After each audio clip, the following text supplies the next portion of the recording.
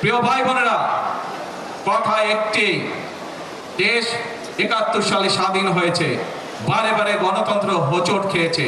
সকল সময় আমরা বলেছি যে গণতন্ত্রকে যদি আমরা চালু রাখতে পারি, গণতান্ত্রিক কার্যক্রম যদি দেশে চালু রাখতে পারি, তাহলে এই জবাবদিহিতা থাকবে, এবং জবাবদিহিতা যখন থাকবে তখনই দেশের মানুষের জন্য এবং দেশের জন্য ভালো কাজ করা সম্ভব হবে।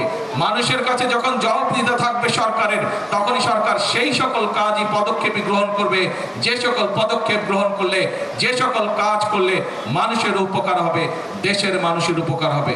সেজন্যই প্রিয় ভাই বোনেরা, আপনারা দেখেছেন যে প্রত্যন্ত গ্রাম অঞ্চলগুলোতে সরিয়ে শহর সহ গ্রাম অঞ্চলগুলোতে বিশেষ করে গরিব মানুষ যারা আছে, তাদের যে সকল সন্তানেরা আছে যারা প্রাইমারি স্কুলে পড়ে, আমরা সিদ্ধান্ত গ্রহণ করছি এই প্রাইমারি সমগ্র বাংলাদেশে সরকারি প্রাইমারি স্কুলগুলোতে প্রায় ১,২০,০০,০০০ বাচ্চা পড়াশোনা করে। এই বাচ্চাদের জন্য আমরা সিদ্ধান্ত গ্রহণ করেছি যে তাদেরকে প্রত্যেককে ১ বছরে আমরা একটি করে নতুন স্কুল ড্রেস দিব। শুধু নতুন স্কুল ড্রেসই দিব না, আমরা একই সাথে আমরা সিদ্ধান্ত করেছি তাদের ছোট ছোট বাচ্চাদেরকে আমরা স্কুল ব্যাগ পর্যন্ত দিব, সেটি শহরে হোক সেটি গ্রামে হোক।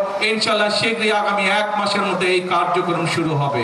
প্রিয় ভাই বোনেরা, একটু আগে আমি বক্তব্যে বলেছি যে বিগত ফ্যাসিবাদের সময় এই দেশের স্বাস্থ্য ব্যবস্থাকে এমন ভাবে গড়ে তোলা হয়েছিল যাতে করে বাংলাদেশের মানুষ বাধ্য হয়ে একটি নির্দিষ্ট দেশে গিয়ে তাদের স্বাস্থ্য সেবা গ্রহণ করে, তাদের দেশের মানুষকে বাধ্য করা ছিল।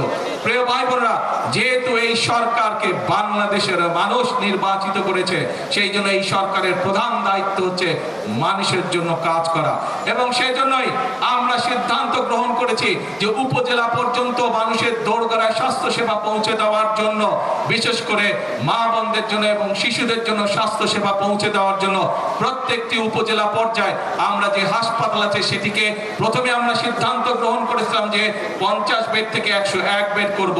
গত 3 দিন আগে আমরা সিদ্ধান্ত গ্রহণ করেছি যে 101 বেড নয়, ওটিকে আমরা 151 বেডে রূপান্তর করব। আগামী ইনশাআল্লাহ 5 বছরের মধ্যে বাংলাদেশের 503টি উপজেলা ইনশাআল্লাহ প্রত্যেকটিতে আমরা 151 সদস্য উপজেলা হাসপাতাল তৈরি করব, যেখানে মানুষ তার প্রয়োজন মতন চিকিৎসা সুবিধা গ্রহণ করতে পারবে।